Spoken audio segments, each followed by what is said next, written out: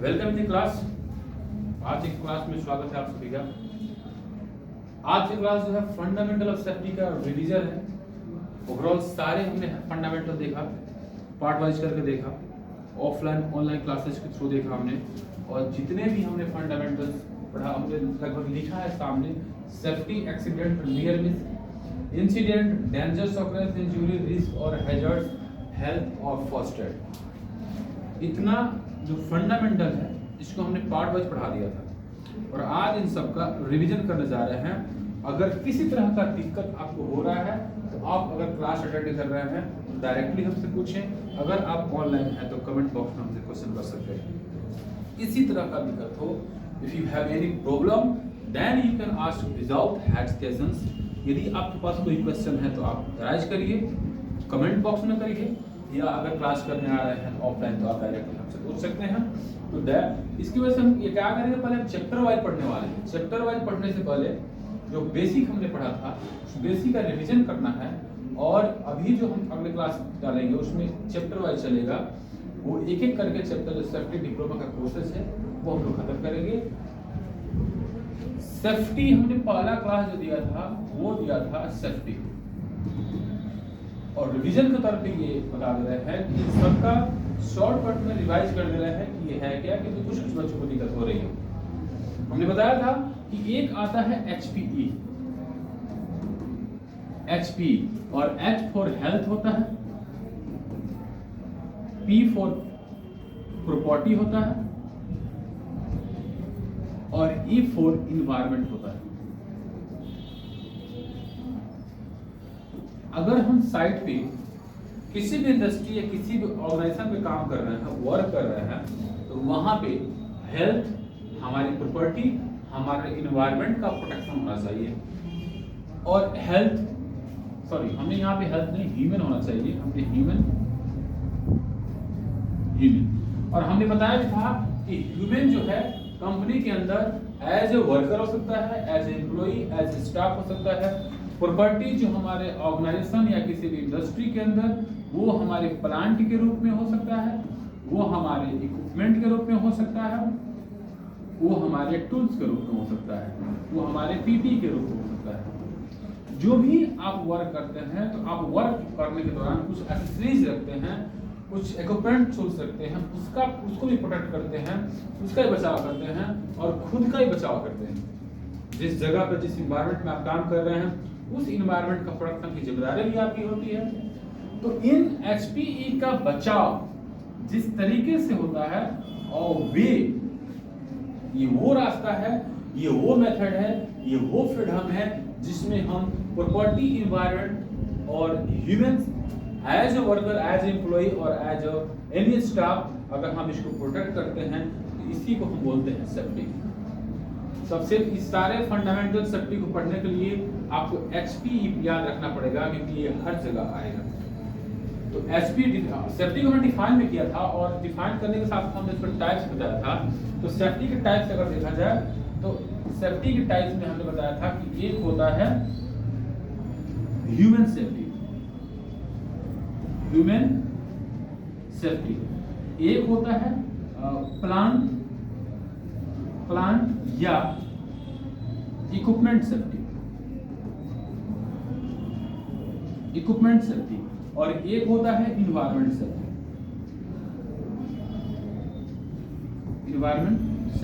So there are three types of the safety. It is the first human safety, second plant safety, third environment safety.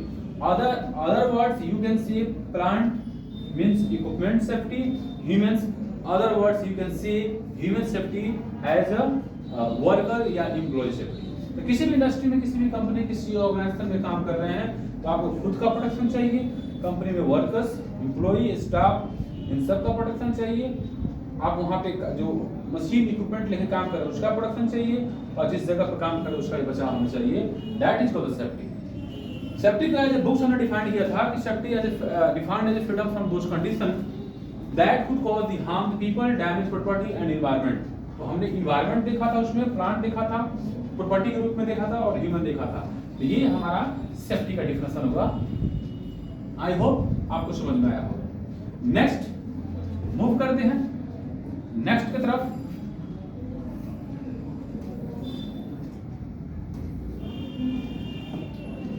अगला topic है accident.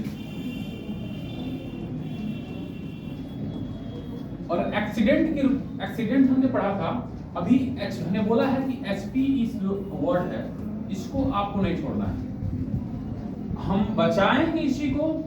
अगर किसी तरह कोई घटना events होता है, दुर्घटना या किसी तरह का कोई हादसा होता है, तो इसमें लॉस भी इन्हीं लोगों का होगा, इन्हीं लॉस, ह्यूमन लॉस।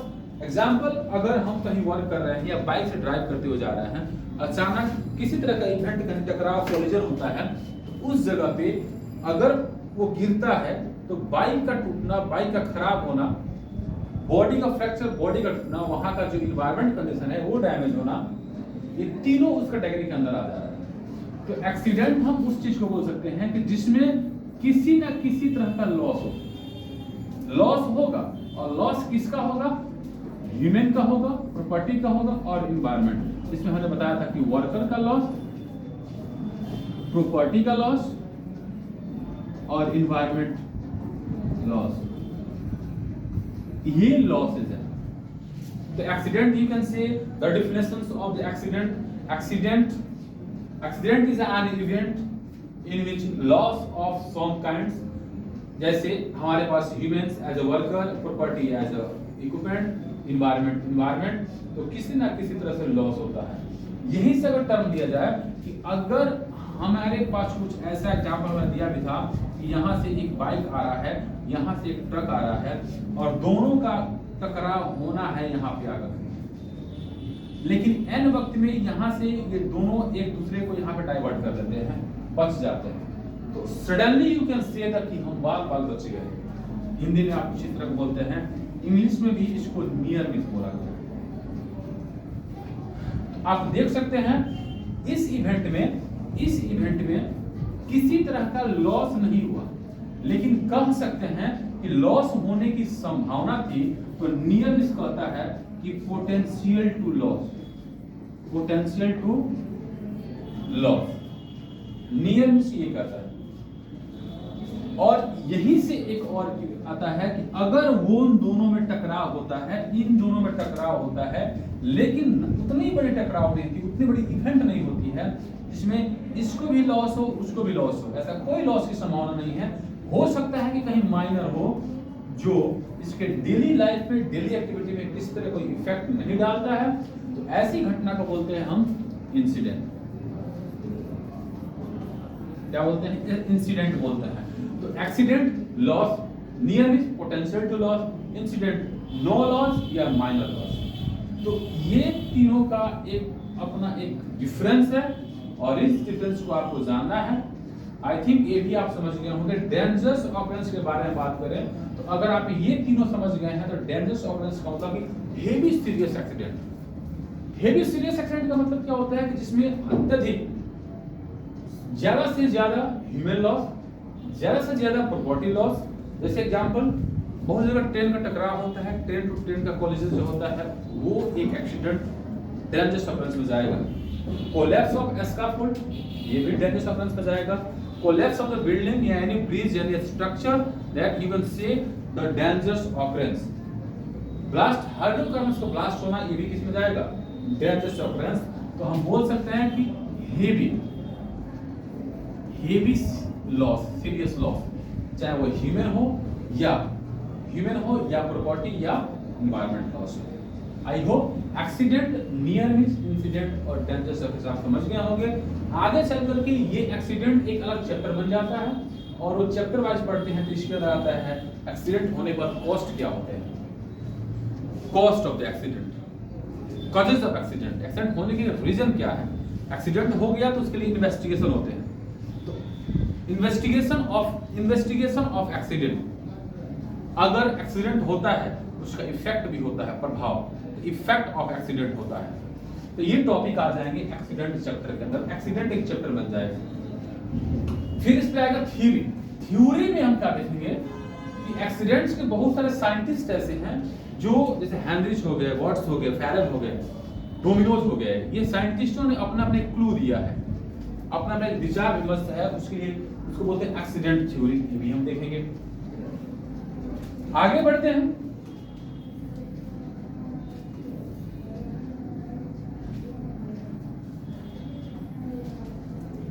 नेक्स्ट हमारे पास आ रहा है इंजुरी। अगर आप एक्सीडेंट, नियर मिस इंसिडेंट और डेंजरस ऑकरेंस अगर समझ गए होंगे तो आप जानते हैं कि एक्सीडेंट और डेंजरस ऑकरेंस में लॉस होता है, राइट। अगर लॉस होगा तो उसमें ह्यूमन लॉस दिखाया गया है। तो किसी तरह का एक्सीडेंट, आप जानते हैं कि अगर बाइक से बाइक टकराव, बाइक से कोई गिरता है तो लॉस क्या होता है? लॉस बॉडी में फ्रैक्चर, बॉडी में टूटना, बॉडी में कटना, या कहीं ब्लीडिंग वगैरह कुछ चीज के चांसेस होते हैं। बड़ा टकराव हो तभी भी। तो जो लॉस होता है ना, ह्यूमन लॉस, तो अगर फ्रैक्चर या किसी तरह का वाउंड या अब्रेशन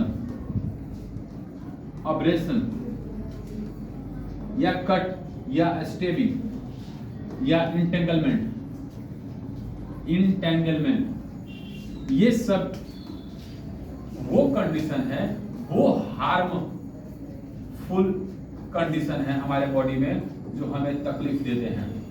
टूट जाए तकलीफ होती है, बोन, वाउंड, घाव, चोट लगता है, अग्रेशन, रगड़ाना, कटता है तभी किसी पार्ट से वो पेनिट्रेट्स हो, मतलब कि अगर रिबार्स के बाद अक्सर साइड में क्या होता है, वर्क होता है, वर्कर काम कर रहा है, गिरा, नीचे रिबार्स है, रिबार्स उसके बॉडी पार्ट्स में घुमाता है, उसको स्टेरिंग बोलते हैं। इंटेंगलमेंट का मतलब क्या होता है कि फंसना। अगर कोई दो कन्वेयर मशीन है या कहीं भी दो पार्ट्स है, उसके अंदर बॉडी पार्ट फंस जाता है, उसको इंटेंगलमेंट बोलते हैं। तो ये हार्मफुल कंडीशन वाला क्या सकती है, मतलब कि तकलीफ देने वाली चीजें हैं। तो इन सभी को क्या बोलते हैं? इंजुरी बोलते हैं, जिसको अक्सर हम बोलते हैं इंजर्ड हो गए, किसी भी घटना में इंजर्ड हो गए, तो ये इंजुरी हो गया। तो ये फिर से इंजुरी। इंजुरी का एग्जांपल कोई पूछे तो fracture, wound, abrasions, cut, stabbing and other बोल सकते हैं, इंटेंगलमेंट बोल सकते हैं। अब थोड़ा सा यहां से आगे बढ़ेंगे तो एक चीज आता है रिस्क। तो रिस्क कहता है कि अगर रिस्क को समझना है तो हमें हैजर्ड्स को समझना पड़ेगा। और हैजर्ड्स क्या कहता है? You can see other word hazard. Hazard क्या कहता है? एनीथिंग। ये कहता है कि हम कोई भी चीज हो सकते हैं, एनीथिंग। डिफाइन करता है इसको, बुक्स में डिफाइन किया गया कि anything that have potential to cause harm to people, damage property and environment, that is called hazards. आप किसी कोई भी चीज अगर आपको हार्म कर सकता है, उस हार्म कंडीशन में हम उसको हैजर्ड्स बोलेंगे। यू कैन, अगर एग्जांपल दिया जाए electrical supply, electrical live electricity, अगर उसके कांटेक्ट में अगर हम आते हैं तो इलेक्ट्रिकल शॉक लग सकता है। अगर हम बाइक चला रहे हैं, किसी तरह का कोई हैमर यूज कर रहे हैं, तो आप अगर उसको गलत तरीके से यूज करिएगा तो उसके पास ये पावर है, क्षमता है कि वो हमें हार्म कर सकता है, इंजरी दे सकता है। तो इसको हैजर्ड्स बोलेंगे। अब हैजर्ड है, आप अभी ने बोला कि कोई भी चीज खतरा हो सकता है, हैजर्ड हो सकता है, तो इसके पास ये संभावना है कि हमें हमारे बॉडी पार्ट में कुछ ना कुछ करेगा। जैसे एग्जांपल, हैमर यूज कर रहे हैं, कहीं हम कोई भी कील हैमर्स के यूज करके उसको ठोकने की कोशिश कर रहे हैं, सडनली उस हैमर के पास ये क्षमता है, अगर उसकी डायरेक्शन थोड़ा भी विचलित हुआ तो आपके हाथ में लग सकता है। और हाथ पे लगने का एग्जांपल ये होगा, कट सकता है या फ्रैक्चर टूट सकता है। ये इंजरी की ये संभावना है कि हो सकता है, मतलब कि हैजर्ड है तो एक्सीडेंट होने का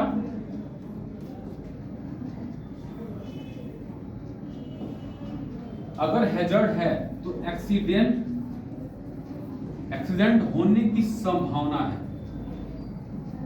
संभावना या चांस बोलते हैं। इसी चांस को रिस्क बोला गया है, मतलब एक्सीडेंट होने का ये इससे रिस्क है कि एक्सीडेंट होगा। अगर एक्सीडेंट होगा तो इंजरी होगा, injury like entanglement, fracture, wound, abrasion and entanglement, ये सब हो सकता है। तो ये हमारे पास ये बेसिक में जो हमने देखा था कुछ इस तरीके से ये वर्ड है। बच गया हेल्थ और फर्स्ट एड। तो हेल्थ में हमने बताया था कि आपको तीन वर्ड याद रखना है, फिजिकली, मेंटली, सोशली। फिजिकली का मतलब क्या होता है? बॉडीली किसी तरह का डिजेबल्ड ना हुआ या किसी तरह कोई बीमारी ना हो। मानसिक स्थिति जो है, मानसिक, जैसे कि स्ट्रेस आना, टेंशन में आप हैं, किसी तनाव में हैं। सोशल, सामाजिक कंडीशन है, सामाजिक कंडीशन में आप वेल मेंटेन अपने आप को रखते हैं, किसी तरह कोई टेंशन नहीं लेते हैं। तो कहते हैं कि a complete assessment of physical mental social well being of the any worker, well being of the any worker या any human, that is called health. Health का अक्सर बुक्स में आता है, अगर अलग अलग सिलेबस में देखा गया है, 10th स्टैंडर्ड या 12th स्टैंडर्ड की बायोलॉजी में देखा गया है, तो कहता है definition free from the any disease is called health. अगर आप बॉडी में किसी तरह की बीमारी नहीं है तो आप स्वस्थ हैं, लेकिन अकॉर्डिंग टू हु डिफाइन किया गया है बुक्स में कि अगर आप free from any physical disability, mental distress like stress and tension and socially, तब आप बोल सकते हैं कि आप स्वस्थ हैं। जैसे एग्जांपल मान लीजिए कि हमारे बॉडी में किसी तरह की बीमारी है नहीं, लेकिन अगर घर के तनाव से, सामाजिक तनाव से, स्ट्रेस से, किसी झगड़े को लेकर के या किसी ऐसे बातों को लेकर जो परमानेंट आपके बॉडी में आपके ऐसा कुछ दिमाग में ऐसा कुछ सोचावट रख रहा है, काम करने जा रहा है, काम पे आपका मन नहीं लग रहा है, वहां पे तनाव में स्ट्रेस अपने आप को फील कर रहे हैं, वर्क करिएगा, प्रॉपर वर्क होगा नहीं, क्योंकि मानसिक कंडीशन आप उस वक्त आपकी जो है वो खराब हो चुकी है, प्रॉपर वर्क नहीं कर पाइएगा, तो वो खतरा हैजर्ड्स क्रिएट करने का चांस मिल जाता है। इसलिए उस व्यक्ति को स्वास्थ्य नहीं कहा गया है इस बुक्स के अकॉर्डिंग।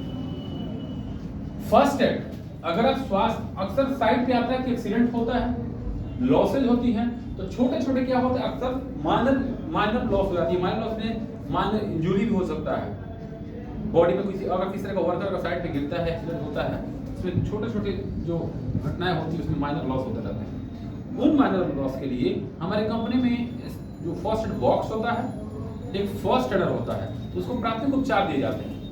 नॉर्मल उसको कुछ दवाएं देकर के, दवाओं में क्या शामिल हो सकता है कि आप प्रॉपर्ली उसको किसी तरह का कोई मेडिकल डिस्क्रिप्शन नहीं दे सकते हैं, एज अ होम ट्रीटमेंट आप दे सकते हैं। जैसे आप वहाँ पे टैपिंग कर सकते हैं, डिटोल लगा सकते हैं, वहाँ पे हल्का फुल्का बैंडेज कर सकते हैं। आप अगर फ्रैक्चर बॉडी है तो आप प्लास्टर नहीं कर सकते हैं, आप उसके लिए इंजेक्शन डिस्क्रिप्शन में नहीं डाल सकते हैं, आप उसके लिए बड़ा मेडिसिन नहीं लिख सकते हैं। तो फर्स्ट एड क्या कहता है कि यह फर्स्ट एड एक प्राइमरी ट्रीटमेंट होता है, प्राइमरी ट्रीटमेंट होता है किसी भी कैजुअलिटी के लिए, किसी भी डॉक्टर के पास या किसी हॉस्पिटल से पहुंचने के पहले उसी को बोलते हैं फर्स्ट एड। अक्सर कहीं भी किसी तरह का कोई स्नेक बाइट हो गया, स्कॉर्पियन हो गया, या किसी तरह का डॉग बाइट्स हो गया, या साइड पे कहीं किसी तरह का फ्रैक्चर हो गया, तो हम कभी ना कभी अक्सर देखते हैं घर पे कुछ होता है, टूट गया किसी का हाथ, हम लोग कपड़े से बांध देते हैं नॉर्मली, उसको हम प्राथमिक ट्रीटमेंट बोल सकते हैं, घर का होम ट्रीटमेंट बोल सकते हैं। लेकिन प्लास्टर के लिए, इंजेक्शन डिस्क्रिप्शन के लिए, किसी तरह का एमआरआई या किसी तरह का सीटी स्कैन या किसी तरह के एक्सरे के लिए हम लोग रिस्पॉन्सिबल या अकाउंटेबल नहीं है, वो डॉक्टर ही है, क्योंकि उसके पास उसकी चीज का ऑथोरिटी होती है। तो फर्स्ट एड प्राइमरी ट्रीटमेंट होता है जो किसी भी फर्स्ट एड के माध्यम से दिया जाता है, और कंपनी के अंदर फर्स्ट एड बॉक्स भी होता है। तो ये था हमारा फंडामेंटल ऑफ सेफ्टी का रिवीजन था, फंडामेंटल सेफ्टी का रिवीजन था, जो लगभग हम 5-6 पार्ट्स में हम पढ़ाए थे, ऑफलाइन ऑनलाइन दोनों क्लास दिए थे, और उन सबका रिवीजन क्योंकि अब चैप्टर वाइज क्लास चलने वाले हैं, और रिवीजन का ये जो पार्ट है वो रिवीजन का है। तो आई होप आप सबको समझ में आया होगा। अगर आप सबके पास कोई क्वेश्चन है तो आप मेरे पास है, क्लास है, क्वेश्चन करें, किसी तरह कोई दिक्कत है, अगर नहीं है कोई इश्यू नहीं है, आगे बढ़े। अगर आपका जो लड़के यहाँ पर क्लास नहीं कर पा रहे हैं, ऑनलाइन है, कमेंट बॉक्स में एसएमएस के माध्यम से अगर नंबर है तो डायरेक्ट व्हाट्सएप करिए, नहीं है कमेंट बॉक्स में क्वेश्चन करिए कि सर ये दिक्कत है। जब तक आप अपने प्रॉब्लम को हमसे कहिएगा नहीं, तब तक हम कैसे जानेंगे कि आपके पास हमारे जो भी क्वेश्चन है, जो भी टॉपिक है उसमें आपको दिक्कत है। इसको क्लियर करिए और बताइए। आई थिंक एंजॉय कर रहे हैं हम लोग, और कोशिश ये रहेगी कि आप क्लास को डेली अटेंड करें, ऑनलाइन जो है डेली करिए, ऑफलाइन तो डेली हो ही रहा है। किसी तरह का कोई क्वेश्चन है करिए, यहीं पर क्लास के स्टॉप करेंगे। Wish you all the best, thank you so much.